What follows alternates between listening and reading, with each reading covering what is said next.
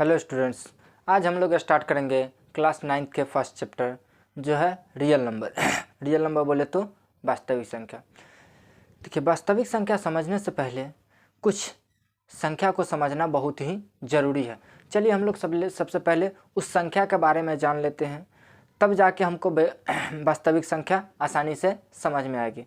चलिए, संख्या क्या है? सबसे पहले प्राकृत संख्या। प्राकृत संख्या किसको कहेंगे? तो सिंपल सी बात है, गिनती के संख्या को हम क्या कहते हैं? प्राकृत संख्या। क्या? गिनती के संख्या को हम प्राकृत संख्या कहते हैं। अब बात आती है कि गिनती की संख्या क्या है। तो गिनती की संख्या कहाँ से शुरू होती है? गिनती की संख्या कहाँ से शुरू होती है? 1 से। 1 2 3 एंड सो ऑन।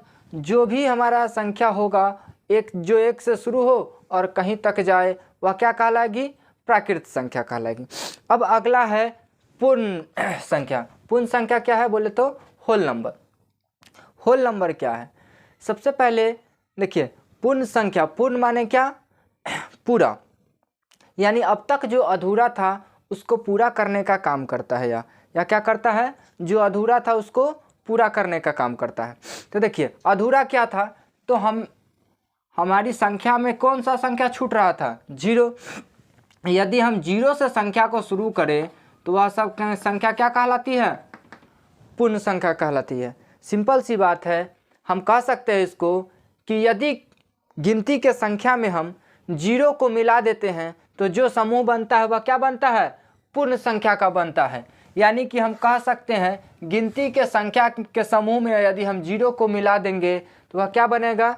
पूर्ण संख्या। देखिए, 9th में बहुत ही इंपॉर्टेंट क्वेश्चन इससे उठती है कि देखिए, पूछता है क्वेश्चन, क्या सभी प्राकृत संख्या पूर्ण संख्या हो सकते हैं? क्वेश्चन आपसे पूछेगा कि क्या सभी प्राकृत संख्या पूर्ण संख्या हो सकते हैं? देखिए, प्राकृत संख्या कहाँ से शुरू होती है? 1 से लेके। पूर्ण संख्या कहाँ से शुरू होती है? 0 से। गौर से देखिए, इसमें क्या है? 1 2 3 एंड सो ऑन। इसमें क्या है? 1 2 3 एंड सो ऑन। यानी ई सब इसमें हो सकता है। इससे हम कह सकते हैं कि हाँ, सभी प्राकृत संख्या पूर्ण संख्या हो सकते हैं। लेकिन वही क्वेश्चन हमसे पूछ दे, क्या सभी पूर्ण संख्या प्राकृत संख्या हो सकते हैं? तो देखिए बाबू, हमसे क्वेश्चन कहा है सभी पूर्ण संख्या। सभी में कौन सा आता है? 0 भी आता है। तो हम तो, और प्राकृत संख्या में क्या आता है? 1 2 3 एंड सो ऑन। तो हम तो यह नहीं कह सकते हैं कि सभी पूर्ण संख्या प्राकृत संख्या हो सकते हैं। क्यों नहीं हो सकते हैं? तो हम कह सकते हैं कि पूर्ण संख्या के समूह में कौन सा होता है? शून्य शामिल होता है। लेकिन प्राकृत संख्या के समूह में क्या? शून्य शामिल नहीं होता है। इसलिए सभी पूर्ण संख्या प्राकृत संख्या नहीं हो सकते हैं, लेकिन सभी प्राकृत संख्या पूर्ण संख्या हो सकते हैं। एक कंफ्यूजन क्लियर है? अब आगे देखिए, पूर्णांक संख्या। पूर्णांक क्या है? तो 0 1 2 3 एंड सो ऑन। और इसका ऋणात्मक बोले तो क्या? -1 -2 -3 एंड सो ऑन। इस प्रकार के सब संख्या क्या कहलाता है? पूर्णांक कहलाता है। यानी कि गिनती के संख्या और 0 और उसी का ऋणात्मक को मिला के जो समूह बनता है वह समूह क्या कहलाता है? पूर्णांक कहलाता है। हम कह सकते हैं कि गिनती के संख्या 0 और गिनती के संख्या का ऋणात्मक यानी कि नेगेटिव संख्या, उसको मिला देने पर जो समूह बनता है वह कैसा समूह कहलाता है? पूर्णांक का समूह कहलाता है। क्लियर है? अब देखिए, पूर्णांक कै प्रकार के होते हैं? तो पूर्णांक 2 प्रकार के होते हैं। पहला धनात्मक, दूसरा ऋणात्मक। धनात्मक कैसा कहलाएगा? तो जो भी प्लस वाला होगा, यानी 0 के बाद जितना भी संख्या होगा सब कैसा कहलाएगा? धनात्मक पूर्णांक। 0 1 2 ये सब कैसा है? धनात्मक पूर्णांक है। वहीं पे माइनस वाला क्या कहलाएगा? ऋणात्मक। यह सब कैसा है? ऋणात्मक है। सिंपल सी बात है। ऋण माने क्या? कर्ज।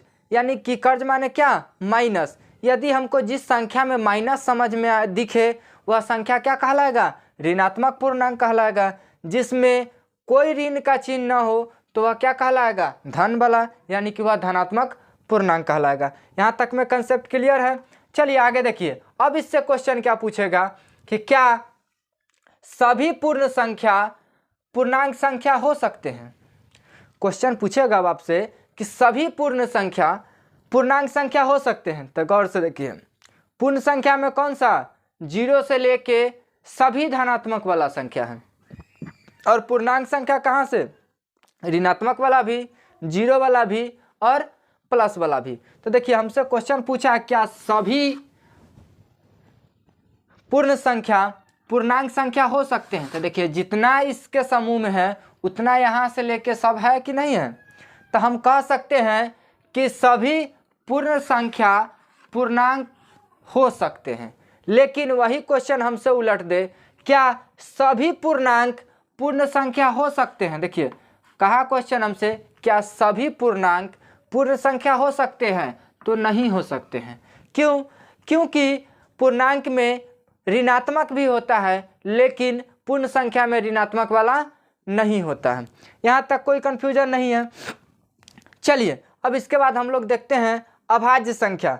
क्या, अभाज्य संख्या, यह बहुत ही इम्पोर्टेंट है।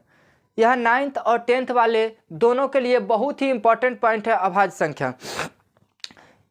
यह समझ गए तो आपके 10th के एग्जाम में एक नंबर का क्वेश्चन कंफर्म है कि आपका कोई नहीं रोक सकता उससे। चलिए देखिए अभाज्य संख्या क्या है। तो वैसी संख्या जो केवल और केवल एक से और अपने आप से विभाजित हो, वह संख्या क्या कहलाती है, अभाज्य संख्या। ध्यान से देखिएगा, वैसी संख्या जो केवल एक और अपने आप से विभाजित हो, वह क्या कहलाती है, अभाज्य संख्या। अब बात आती है कि कौन सी संख्या एक से और अपने आप से विभाज्य होती है। तो 3, 2, 3, 5, 7, 11, 13, 17, 19 इसी प्रकार से आगे चलती है। देखिए जितना भी यह संख्या लिखा गया है वह सब क्या है, अभाज्य संख्या है। इसका कंडीशन है कि वह केवल और केवल किससे भाग लगेगी, एक से, अन्यथा अपने आप से। तो देखिए 2 है, 2 का गुणनखंड कौन होगा, इसमें या तो 1 से लगेगा अन्यथा 2 से लगेगा। या 3 है, इसका कौन सा होगा, या तो 1 विभाजित करेगा नहीं तो 3 करेगा। इसको कौन करेगा, 1 और नहीं तो 5। यानी कि जितना भी संख्या है इसको कौन कौन विभाजित कर रहा है, या तो 1 कर रहा है नहीं तो वह अपने आप कर रहा है। तो क्या आपके माइंड में क्वेश्चन आ रहा होगा कि 1 भी तो अभाज्य संख्या होना चाहिए था, 1 भी एक अभाज्य संख्या होना चाहिए था, इसमें भी तो 1 से भाग लग रहा है, वह अपने आप से है। इसमें भी हम कह सकते हैं 1 से और अपने आप से भाग लगता है। देखिए कंडीशन है कि किसी भी संख्या अभाज्य संख्या तब कह सकते हैं जब उसमें कम से कम 2 संख्या से विभाजित हो। कम से कम कितना से, देखिए सारा संख्या था, इसमें कैसे विभाजित हो रहा था, 2 संख्या था, एक यह था एक यह था। इसमें देखिए एक यह था एक यह था। यानी कि जितना भी हम देख रहे थे यह सा क्या था, कम से कम 2 संख्या से विभाजित हो रहा था। इसीलिए कम से कम क्या, ज़्यादा से ज़्यादा भी यह 2 ही से विभाजित होगा और कम से कम भी 2 ही संख्या से विभाजित होगा। लेकिन एक ऐसा संख्या है वह केवल 1 से विभाजित होता है। 1 भी वह अपने आप है और यह तो अपने आप है, केवल और केवल 1 ही संख्या से विभाजित होता है। इसीलिए एक अभाज्य संख्या में काउंटिंग नहीं होता।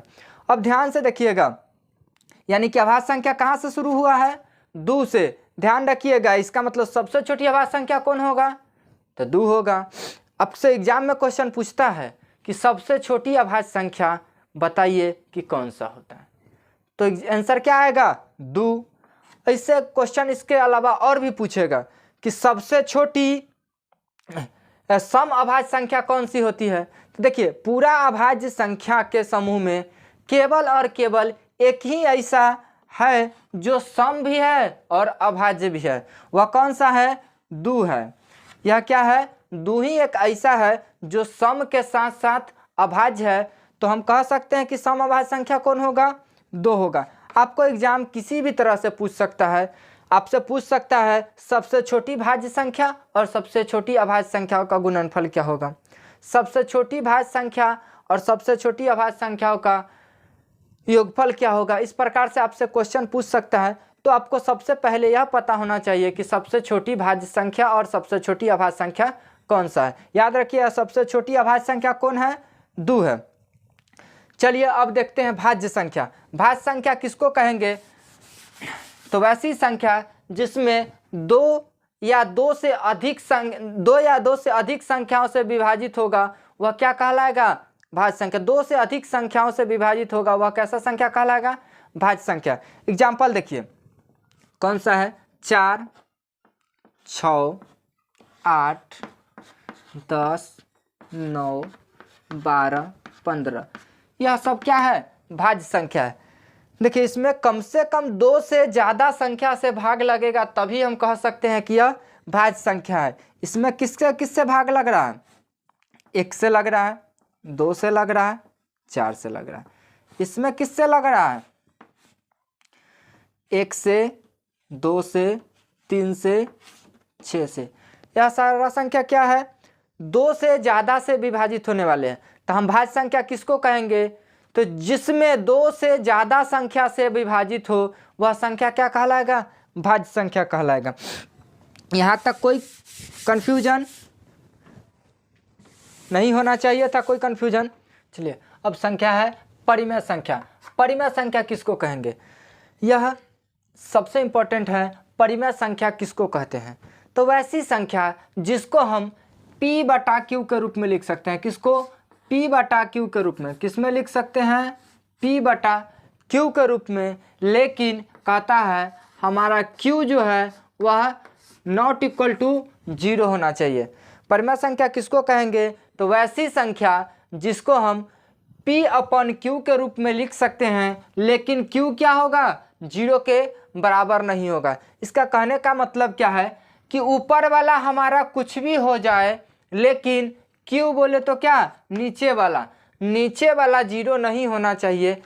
तो ऐसी संख्या को हम क्या कह सकते हैं, परिमेय संख्या कह सकते हैं। ध्यान से देखिएगा किसको परिमेय संख्या कहेंगे, तो वैसी संख्या जिसको हम P/Q के रूप में लिखेंगे, Q 0 के बराबर नहीं होना चाहिए, वैसी संख्या क्या कहलाती है, परिमेय संख्या। इसका मतलब यह हुआ कि हम ऊपर में कुछ भी संख्या लिखे लेकिन नीचे वाला हमारा 0 के बराबर नहीं होगा तो हम वैसी संख्या को क्या कह सकते हैं, परिमेय संख्या। एग्जाम्पल देखिए, या 3/5, 5/7, 7/9, यह सब क्या है, एक प्रकार का परिमेय संख्या है। क्यों, तो इसके नीचे वाला में क्या है, 0 नहीं है, तो यह क्या कहलाएगा, परिमेय संख्या।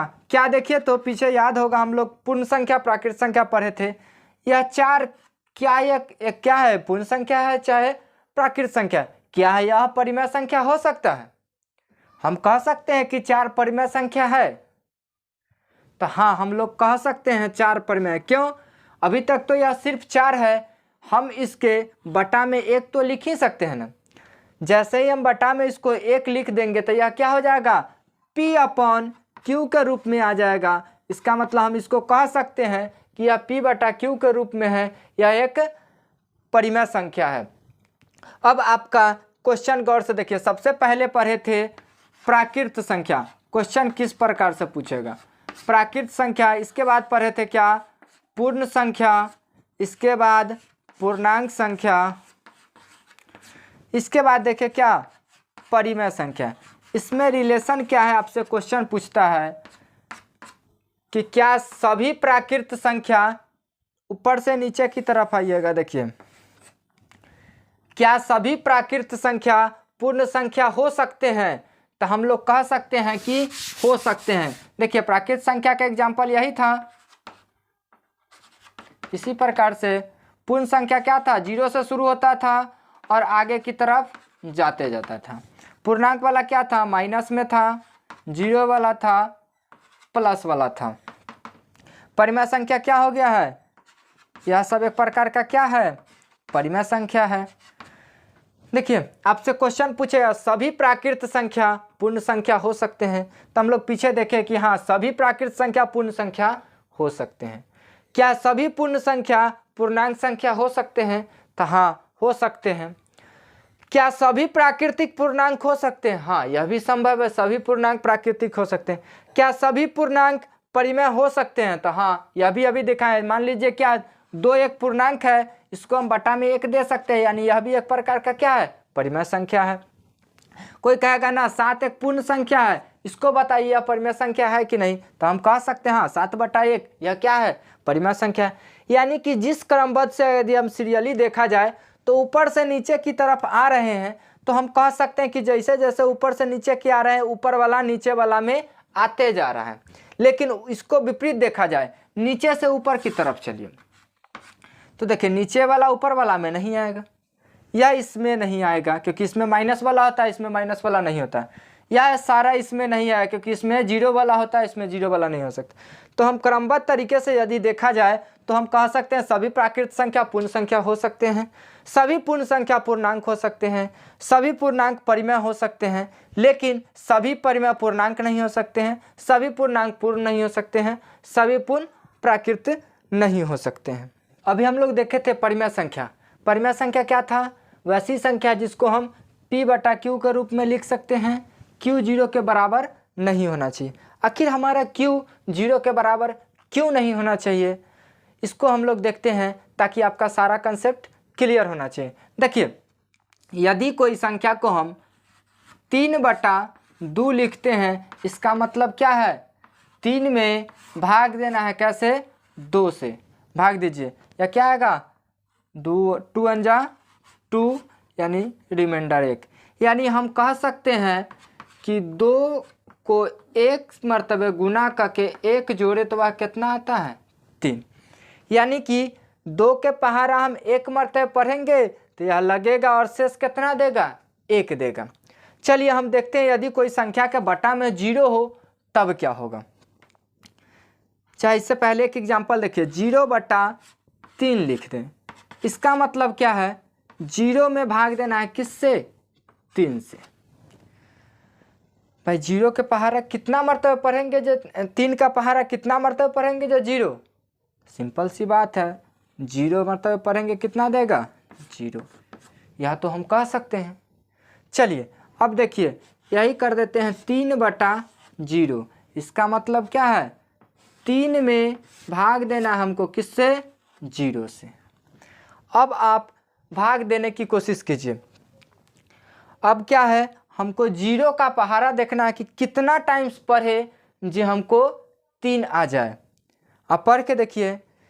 कोई बच्चा सोच सकते हैं कि हम क्या रखेंगे, यहाँ 3 रखेंगे तो 3 आ जाएगा। रख के देखिए 0 के पहाड़ा 3 मरतबे कितना आएगा? 0। जा क्या हुआ? तो फिर 3 आ गया भाई। कोई बच्चा कहा ना हम इसको 3 के जगह पे क्या करेंगे? 10 मरतबे पढ़ देंगे, फिर भी कितना आएगा? 0। तो 0 से ऐसा कोई संख्या ही नहीं है जिसको हम पहाड़ा पढ़े और 3 आ जाए। ऐसी कोई संख्या है जो 0 का पहाड़ा पढ़े और 3 आ जाए? तो हम ऐसी अभी तक कोई संख्या ही नहीं बनी जिससे हम इसको कह सकते हैं कि यह पूरा पूरी विभाजित हो। तो ऐसी संख्या क्या कहलाती है? नॉट डिफाइन कहलाती है। क्या कहलाती है? Not define. यानी कि इसको हम परिभाषित ही नहीं कर सकते हैं। क्या कहलाती है? Not define. यानी जो संख्या के बटा में 0 होगा वह संख्या क्या होगी? Not define. यानी ऐसी संख्या को हम परिभाषित नहीं कर सकते। जैसे देखिए इस संख्या को हम परिभाषित कर सकते हैं कि 0 मरतबे पढ़ेंगे 0 आ जाएगा, यह लग जाएगा। यहाँ देखिए इसको कह सकते हैं 1 मरतबे पढ़ेंगे लगेगा, शेष 1 देगा।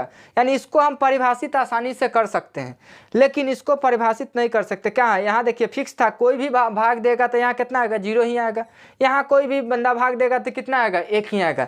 लेकिन यहाँ किसी को कहेंगे तो वह क्या करेगा? 3 रखा फिर भी 0 आया था, कोई 10 रखा फिर भी 0 आया, अब कोई 50 रखेगा फिर भी कितना आएगा? 0। तो हम कोई फिक्स वैल्यू नहीं है वहाँ जो हम कह सकते हैं कि हाँ इसको यह इतना मरतबे पूरा पूरी लगा सकता है।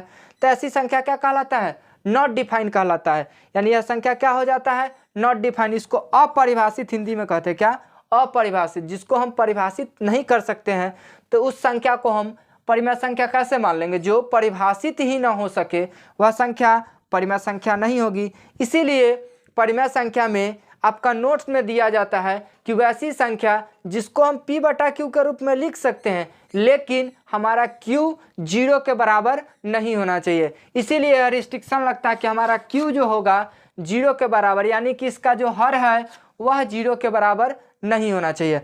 अब उम्मीद है कि आपका यह कंसेप्ट जो है क्लियर हो गया होगा। चलिए अब परिमेय संख्या का संख्या रेखा देख लेते हैं। आखिर संख्या रेखा क्या है, चलिए देखते हैं। परिमेय संख्या का नंबर लाइन। सबसे पहले नंबर लाइन आखिर क्या होता है, तो लाइन सबसे बड़ी बात है। लाइन किसको कहते हैं, तो यह एक प्रकार का क्या है, लाइन है। लाइन उसको कहते हैं जिसको हम दोनों तरफ असीमित दूरी तक बढ़ा सकते हैं, जिसका कोई अंत बिंदु नहीं होगा, वह क्या कहलाता है, लाइन। देख, इसको इधर जितना चाहे उतना ले जा सकते हैं, इसको जितना चाहे उतना ले जा सकते हैं, यानी कि असीमित दूरी तक हम दोनों को खींच के बढ़ा सकते हैं, वह क्या कहलाता है, लाइन कहलाता है। देखिए आपका पॉइंट है नंबर लाइन, यानी कि वैसा लाइन जिस पे नंबर डिनोट किया गया होगा वह क्या कहलाएगा, नंबर लाइन। यानी संख्या रेखा, वैसी रेखा जिस पे संख्या सजाई जाती है वह क्या कहलाती है, संख्या रेखा। इस पे संख्या कैसे सजाई जाती है, तो बीच में होता है क्या, ओरिजिन यानी 0। दाहिने तरफ चलते हैं तो हम प्लस में चलते हैं, किसमें, प्लस में। बाएं तरफ चलते हैं तो हम माइनस में, किसमें, माइनस में। जब हम इस पे नंबर सजा देते हैं तो यही रेखा क्या कहलाती है, संख्या रेखा कहलाती है। जब हम इस रेखा पे संख्या को सजा देते हैं वह क्या कहलाती है, संख्या रेखा कहलाती है। देखिए आज हम लोग देखेंगे कि परिमेय संख्या को संख्या रेखा पे कैसे दर्शाते हैं।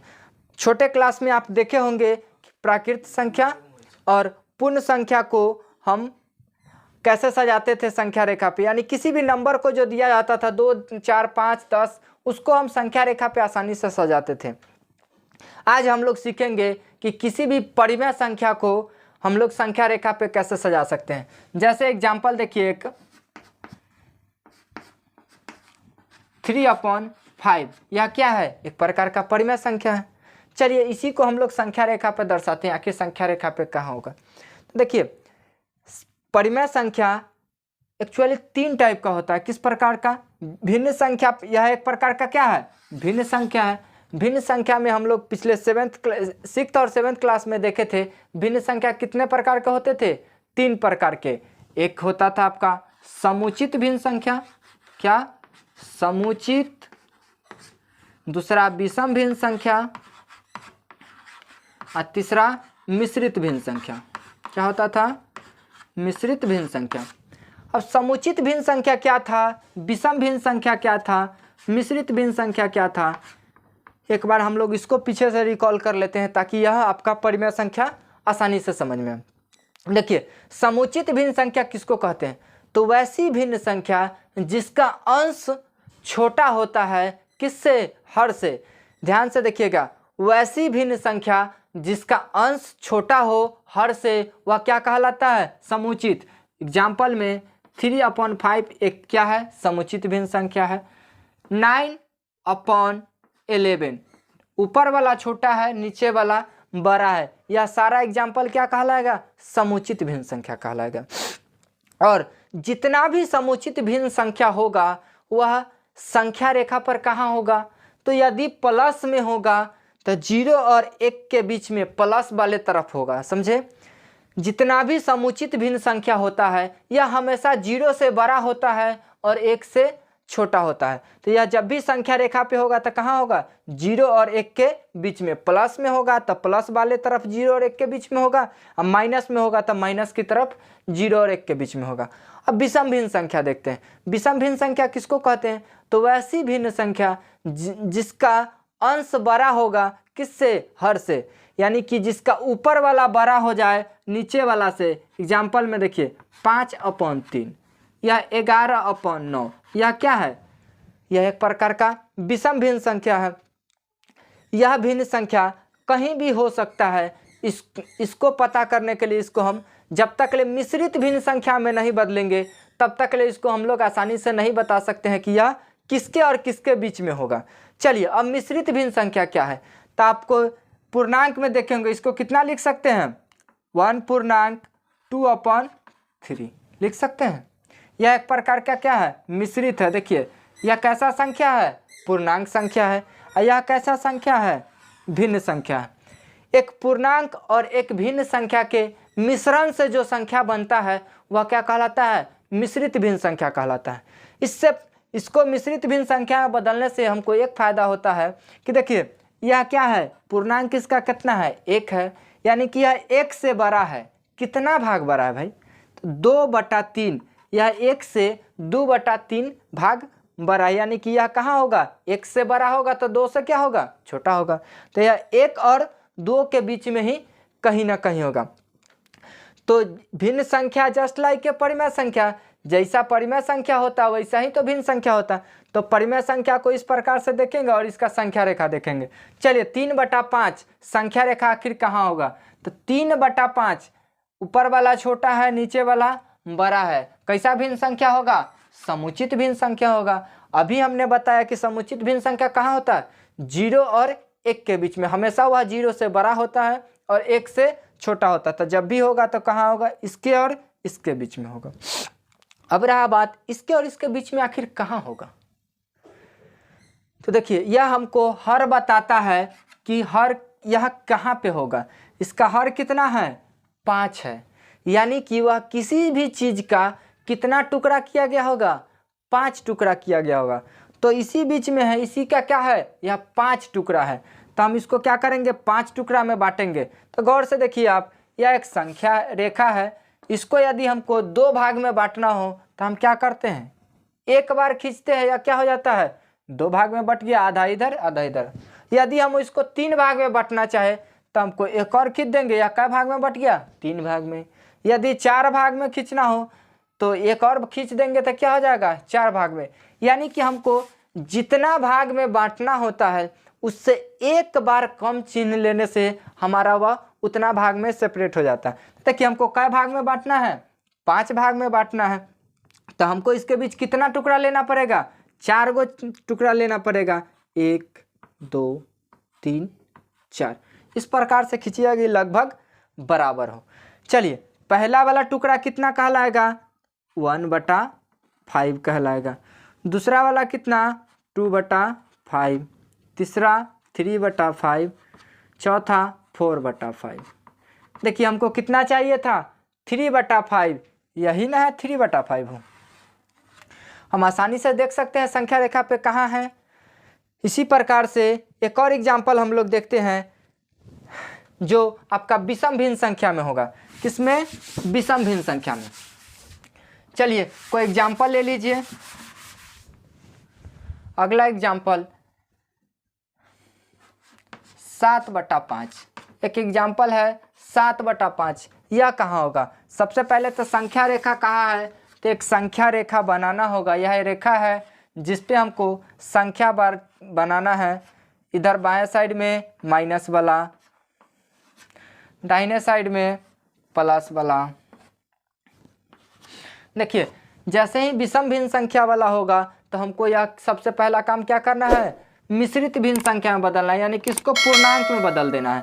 पूर्णांक में बदलिए, कितना आएगा, 1/2/5। यही ना आएगा। देखिए यह पूर्णांक वाला संख्या हमको बता रहा है कि यह 1 से बड़ा है और 2 से छोटा है, यानी यह कहाँ होगा, 1 और 2 के बीच में होगा। 1 और 2 के बीच में कहाँ होगा, तो यह इसका भिन्न का संख्या बताएगा कि कहाँ होगा। उसका कितना टुकड़ा किया गया होगा, 5 टुकड़ा किया गया होगा। चलिए हम इसके बीच में कितना टुकड़ा कर लेते हैं, 5 टुकड़ा करते हैं, 1 2 3 4। अभी हमने देखा जितना टुकड़ा करना हो उससे कितना चिन्ह खींचना होगा, एक कम चिन्ह खींचना होगा। हमने 4 चिन्ह खींचा, क्या टुकड़ा बांट दिया, 1 2 3 4 5, 5 टुकड़े में बांट दिया। पहला टुकड़ा कितना हो जाएगा, 1/5। दूसरा 2/5, 3/5, 4/5। यह 5/5 कट के 1 और 1 यह 2 हो जाएगा। हमको कितना चाहिए, एक पूर्णांक, यह पूर्णांक में एक है ही, यह 2/5, यानी कि संख्या रेखा कहाँ है, एक पूर्णांक 2/5 यहाँ है। इसी प्रकार से आप किसी भी परिमेय संख्या को संख्या रेखा पे आसानी से दर्शा सकते हैं। अगला पॉइंट है दो परिमेय संख्याओं के बीच परिमेय संख्या निकालना। क्या है, दो परिमेय संख्याओं के बीच परिमेय संख्या। आखिर दो परिमेय संख्याओं के बीच कितनी परिमेय संख्या होती है? तो देखिए, किसी भी दो परिमेय संख्याओं के बीच हम अनगिनत परिमेय संख्या लिख सकते हैं। कितना? अनगिनत। हम जितना चाहे उतना परिमेय संख्या लिख सकते हैं।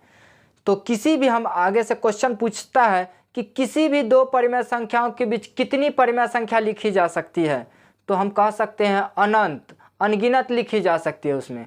चलिए, तो यदि हमको क्वेश्चन कहे कि कोई दो परिमेय संख्याओं के बीच 5 परिमेय संख्या निकाल के दीजिए। देखिए, एक तो फॉर्मूला होता है इसका, किसी भी दो परिमेय संख्याओं का बीच परिमेय संख्या निकालने का फॉर्मूला होता है a + b/2। यह क्या है, किसी भी दो परिमेय संख्याओं के बीच परिमेय संख्या निकालने का फॉर्मूला है। क्या है, जहां a हमारा क्या है, पहली परिमेय संख्या, b क्या है, दूसरी परिमेय संख्या है। यानी कि यदि हमको किसी भी दो परिमेय संख्याओं के बीच परिमेय संख्या निकालना हो तो हम क्या करेंगे, पहली परिमेय संख्या और दूसरी परिमेय संख्या के जोड़ेंगे और जोड़ के क्या करेंगे, 2 से डिवाइड देंगे तो हमको क्या मिल जाएगा, उसके बीच की परिमेय संख्या। यदि आपसे कहे कि यदि दो परिमेय संख्या दे और कहे कि ठीक बीचों बीच वाली परिमेय संख्या निकालिए, तो हम इससे आसानी से निकाल सकते हैं। यदि क्वेश्चन आपसे कहे कि दो परिमेय संख्याओं के बीच 5, 4, 3, 2, एक से ज़्यादा परिमेय संख्या कहे, तो यह प्रोसेस आपका बहुत ही लॉन्ग जाता है, समझे। तो उससे निकालना थोड़ा ज़्यादा कठिन हो जाता है। इसीलिए अगर आपको कहे, जैसे कि एग्जाम्पल दे कि एक 3/5 एक परिमेय संख्या है, एक 2/5 परिमेय संख्या है, और इसके बीच कितनी परिमेय संख्या होगी, आप इसके बीच कितना, टोटल 5 परिमेय संख्या निकाल के दीजिए। कितना? 5। तो सबसे पहला काम क्या देखना, हमको किसके किसके बीच निकालना है, 3/5 और 2/5। देखिए, इसके बीच में परिमेय संख्या हो सकती है, यह इसका हर बराबर है, अंश कितना है, 2 और 3, दोनों तो लगातार संख्या है। इसके बीच कोई संख्या हो सकती है? तो आप कहिएगा कि नहीं, क्योंकि यह 2 है, 2 के बाद कौन आएगा, 3, तो इसके बीच में तो कोई परिमेय संख्या हो ही नहीं सकती। देखिए, हम अभी कहे हैं कि किसी भी दो परिमेय संख्या के बीच कितनी हो सकती है, अनगिनत हो सकती है। तो चलिए, हमको कितना निकालना है, 5 निकालना है। चलिए निकालते कैसे। सबसे पहला तो ध्यान देना है कि हमारा जो दिया गया परिमेय संख्या है उसका हर बराबर है या नहीं है। सबसे पहला इंपॉर्टेंट पॉइंट कि सबसे पहले दिए गए परिमेय संख्या को हम हर चेक करते हैं कि हर यदि बराबर होगा तो हमको परिमेय संख्या निकालना बहुत ही आसान है। तो ये देखिए, दोनों परिमेय संख्या का हर क्या है, बराबर है। यदि किसी परिमेय संख्या का हर बराबर हो जाए तो हमको जितना परिमेय संख्या निकालने के लिए कहे उससे एक ज़्यादा से हम इसमें गुना कर देते हैं, तो हमको जितना चाहिए परिमेय संख्या मिल जाता। हमको कितना चाहिए, 5। अब तुलनात्मक भिन्न संख्या निकालना पढ़े थे, या 3/5 है, हमको चाहिए कितना, 5। इससे 1 प्लस करके गुना करेंगे तो 5 है, तो हम कितना से गुना करेंगे, 6। तुलनात्मक निकालने के लिए 6 से हमको भाग भी करना पड़ेगा। जैसे ही भाग करेंगे कितना हो जाएगा, यह 18/30। अगला भिन्न संख्या कितना है, 2/5। इसमें भी कितना से मल्टीप्लाई करेंगे, 6 से। मल्टीप्लाई 6 से करेंगे तो हमको 6 से डिवाइड भी करना पड़ेगा, तभी तो इसका मान वैल्यू बराबर रहेगा। चलिए, मल्टीप्लाई और डिवाइड करेंगे तो कितना आएगा, 12/30। देखिए, हमको कितना चाहिए था, 5।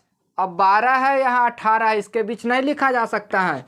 13/30, 14/30, 15/30, 16/30, 17/30। यह टोटल 5 परिमेय संख्या है कि नहीं। तो किसी भी दो परिमेय संख्याओं के बीच हम अनगिनत लिख सकते हैं। इसी प्रकार से अगर हमको 10 कहता बीच में 10 परिमेय संख्या निकालना, तो हम इससे 1 बढ़ा देते, 10 से 1 बढ़ा देते, कितना 11 से गुना करते और 11 से भाग करते, जो संख्या आता फिर अगले परिमेय संख्या में भी हम 11 से गुना करते भाग करते, जो संख्या आता उसके बीच कितना आता 10।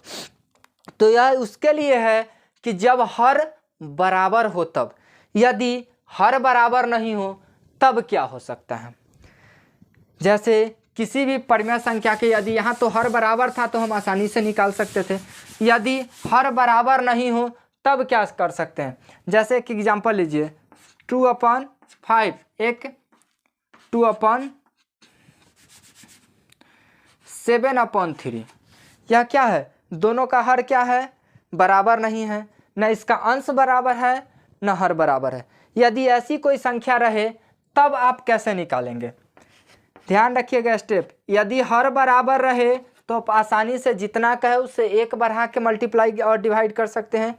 यदि हर बराबर नहीं हो तब क्या करेंगे, तो सबसे पहला काम क्या करना है कि दिए गए संख्या का हर क्या करना है, बराबर कर देना है। क्या करना है, हर बराबर करना है। अब इसका हर 5 है, इसका हर 3 है, आखिर हर कितना के बराबर होगा।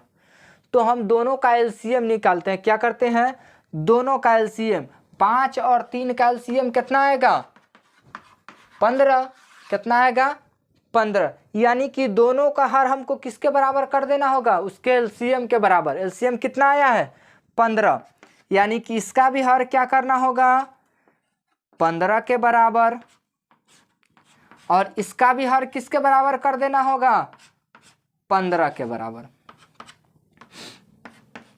अब देखिए भाई 5 15 में कैसे बदलेगा, तो 3 से गुना होगा। तो किसी भी संख्या में 3 से गुना करेंगे तो हम 3 से भाग करेंगे तब तो बराबर होगा। तो जैसे ही भाग करेंगे यह कितना हो जाएगा 6/15। इसमें कितना करेंगे 5 से, इसके ऊपर भी 5 से करना पड़ेगा, कितना आएगा 35/50। देखिए दोनों परिमेय संख्या अभी भी कितना है 2/5 या 7/3 है। देखिए काटिएगा, 5 7 जा और 5 3 जा, यह 7/3 है। यह कितना है 3 2 जा 3 5 जा, यह अभी भी 2/5 है, लेकिन हमारा हर कितना हो गया, दोनों का 15 हो गया। यानी कि अब हमारा हर क्या हो गया है, बराबर हो गया है। जैसे ही हम हर बराबर करते हैं तो कभी कभार ऐसा होता है कि उसके बीच कोई परिमेय संख्या नहीं मिलता है, लेकिन ज़्यादातर हम हर बराबर करते हैं तो उसके बीच 1 2 4 10 कुछ परिमेय संख्या हमको मिल जाती है। तो हम देखेंगे कि हमारे क्वेश्चन कितना कह रहा है, 2 कह रहा है, 4 कह रहा है, यानी जितना हमको कह रहा है उतना मिल रहा है या नहीं मिल रहा है। यदि उससे कम मिले तो हम देखेंगे कि जितना बच रहा है उससे एक बेसी करके गुना कर दे, हमको मिल जाएगा।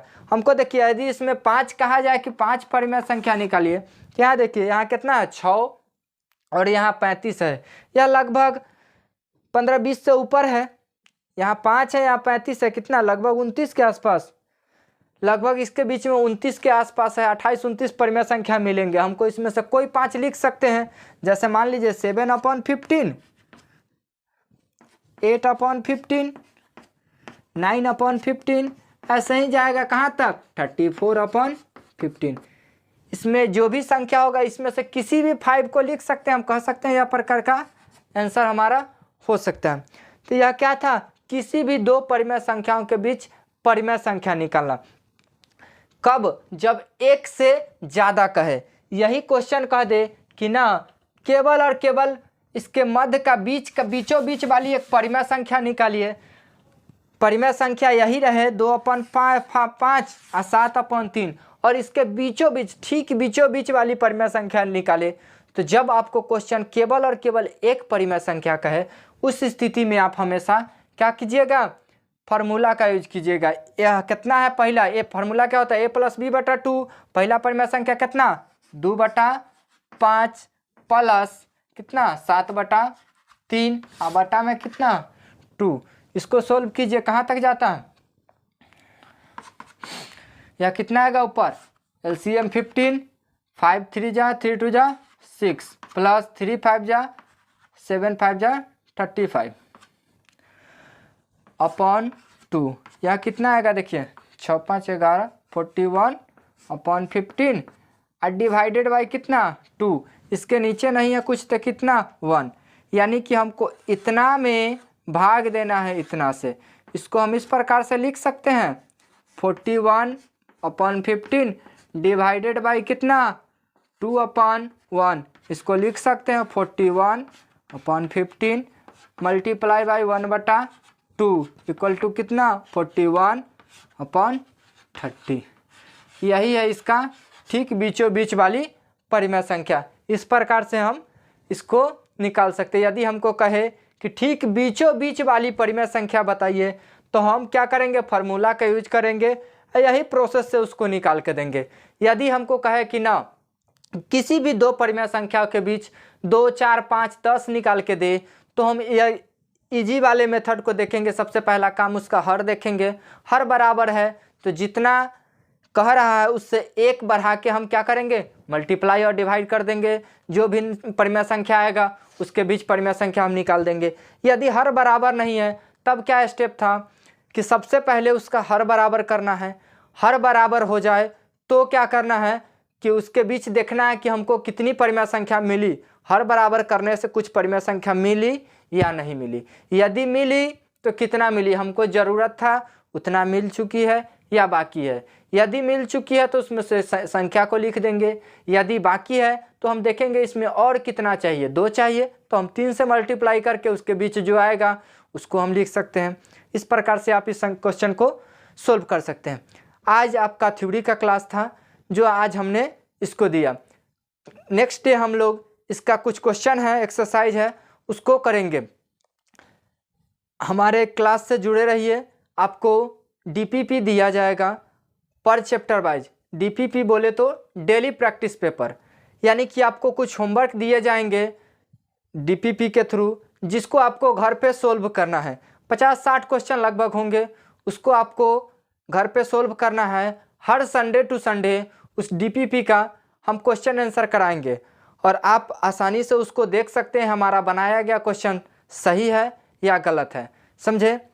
तो आप डीपीपी नीचे डिस्क्रिप्शन में लिंक होगा, वहाँ से व्हाट्सअप नंबर होंगे, वहाँ से व्हाट्सअप से आप वहाँ से डीपीपी ले सकते हैं।